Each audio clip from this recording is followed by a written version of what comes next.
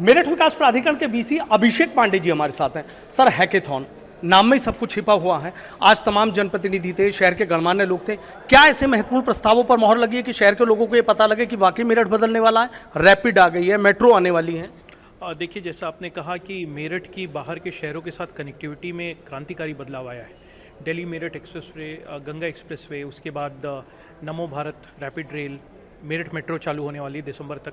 तो हमारी outer connectivity तो बहुत बेहतर हो गई है। निश्चित तौर पर इससे एक तो हमें संपर्क के मामले में फ़ायदा होगा, लेकिन शहर में ट्रैफिक का लोड बढ़ेगा। और आज भी शहर में जो ट्रैफिक है वो एक समस्या है, इसको कोई नकार नहीं सकता। तो अभी मेरठ विकास प्राधिकरण मेरे हिसाब से शहर के बैंकर के रूप में काम करने के लिए तैयार है। हमारे पास अच्छी मात्रा में धनराशि उपलब्ध हो गई है और हमने तय किया कि हम सभी स्टेक होल्डर्स को, सभी जनप्रतिनिधियों को, इंजीनियरिंग कंसल्टेंट्स को, आर्किटेक्ट्स, टाउन प्लानर्स, इन सबको बुलाकर एक मंच उपलब्ध कराएं और एक ऐसा आयोजन कराएं जहां पे हम डिसाइसिव निर्णायक एक्शन लेते हुए ट्रैफिक के खिलाफ इस कक्ष से बाहर निकलें। तो यही हैकेथॉन के पीछे का उद्देश्य है। हमने शहर को 6 जोन्स में बांटा, उसमें हमने परियोजनाएं सुझाई, लोगों से सुझाव मांगे, लोगों से क्रिटिसिज्म मांगा, ताकि जब हम आज ये हैकेथॉन समाप्त करें तो at the end of the day हमारे पास एक ऐसा मसौदा हो जिससे कि पब्लिक में ये मैसेज जाए कि मेरठ विकास प्राधिकरण और शहर के जितने भी रेलिवेंट स्टेक होल्डर्स हैं वो शहर में ट्रैफिक की समस्या को समाप्त करने के लिए तैयार हैं, so that we can say enough is enough. ऐसा क्या सर मेरठ में होने जा रहा है जो पब्लिक को ये पता लगे कि ये तो वाकई मेरठ के लिए सूरत बदल देगी? और जैसे कहते हैं ना कि पश्चिम का गेटवे है मेरठ, तो इस गेटवे में ऐसा क्या होने जा रहा है? मतलब आज ऐसी क्या महत्वपूर्ण चीज़ है?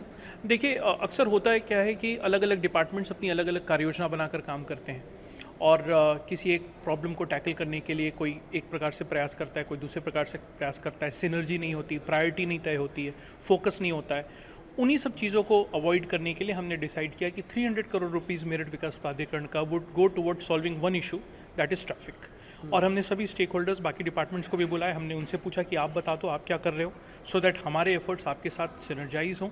और at the end of this hackathon आज शाम को 7 बजे के आसपास शहर में किस रोड का चौड़ीकरण होना है, कहाँ पे जंक्शन इंप्रूवमेंट का काम होना है, नाले के ऊपर कौन सी पुलिया चौड़ी होनी है, कौन सी एलिवेटेड रोड का प्रपोजल पास करना है, वो आज हम यहाँ से फाइनल करके उठेंगे, सो दैट हम आज से 15 दिन बाद शहर को ये बता सकें कि ये काम इतने दिनों में हो जाएगा।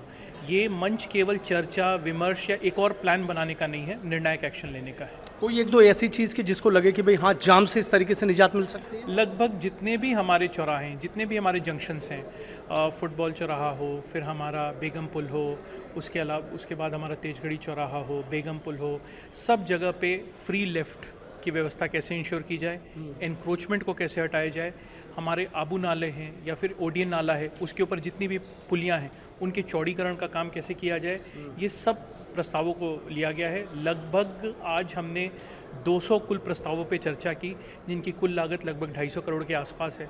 और मुझे पूरी उम्मीद है कि आगामी 7 से 10 दिन में हम इन प्रस्तावों को फाइनल करके और शहर के हर उस पॉइंट पे जहाँ पे ट्रैफिक का बॉटलनेक है उसके सोल्यूशन के लिए एक रास्ता निकाल लेंगे। अच्छा सर, जैसे अमूमन एक कहा जाता है कि सरकारी विभाग ये कह देते हैं अभी सरकारी खजाने में पैसा नहीं है, अभी प्रस्ताव भेजना पड़ेगा, अभी आना पड़ेगा। लेकिन अभी जिस तरीके से लक्ष्मीकांत वाजपेयी जी और ऊर्जा राज्य मंत्री सोमेंद्र तोमर वो भी ये कह के गए हैं कि कम से कम पहला ऐसा विभाग है कि जिसने ये तो कहा कि 300 करोड़ रुपए हैं। तो मतलब हमने भी पहली बार ऐसा सुना कि कोई विभाग कह रहा मेरे पास 300 करोड़ रुपए कहाँ खर्च करूँ। देखिए, ये तो शहर के लिए बहुत खुशी की बात है कि शहर की समस्याओं के निपटारे के लिए स्थानीय प्राधिकरण जो है वो इतना सशक्त हो गया है कि उसे कहीं दूसरी तरफ हाथ फैलाने की ज़रूरत नहीं है। और मेरे हिसाब से अच्छा लोकल गवर्नमेंट का काम यही है कि शहर के विकास के लिए रिसोर्सेज शहर से ही जुटाए जाएं और उन्हें शहर में ही लगाए जाएं।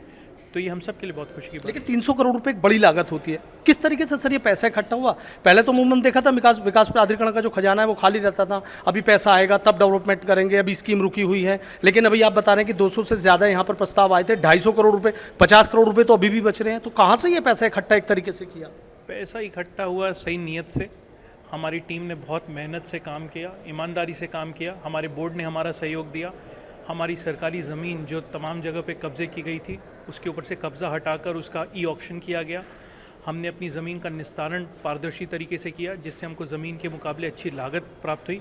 तो मुझे कभी नहीं लगा कि प्राधिकरण के लिए धनराशि इकट्ठा करना कोई मुश्किल काम था। एक आखिरी सवाल ये है, पब्लिक ये मान के चले कि कुछ दिन बाद मेरठ की जनता को शहर के अंदरूनी इलाकों में जाम से निजात मिल जाएगी? शहर के तमाम प्रमुख चौराहों पर जाम लगता है। देखिए, मैं ये बहुत भरोसे के साथ कह सकता हूँ 100% सोल्यूशन तो मेरे हिसाब से अभी नहीं हो पाएगा, but I am pretty confident कि अगले साल भर में, क्योंकि ये परियोजनाएं कुछ 6 महीने में कंप्लीट होंगी, कुछ 8 महीने में कंप्लीट होंगी, कुछ साल भर लेंगी, लेकिन अगले साल भर में शहर की 60% तक इनर सिटी एरिया का जो ट्रैफिक का प्रॉब्लम है वो हम सॉल्व कर देंगे। इनर रिंग रोड भी कोई नहीं आ रही है उस पर?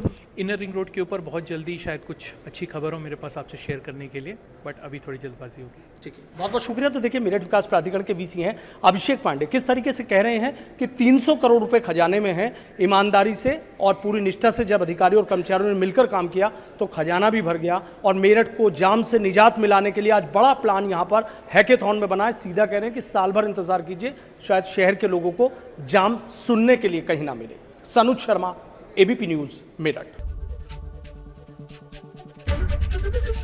एबीपी गंगा, खबर आपकी, जुबान आपकी।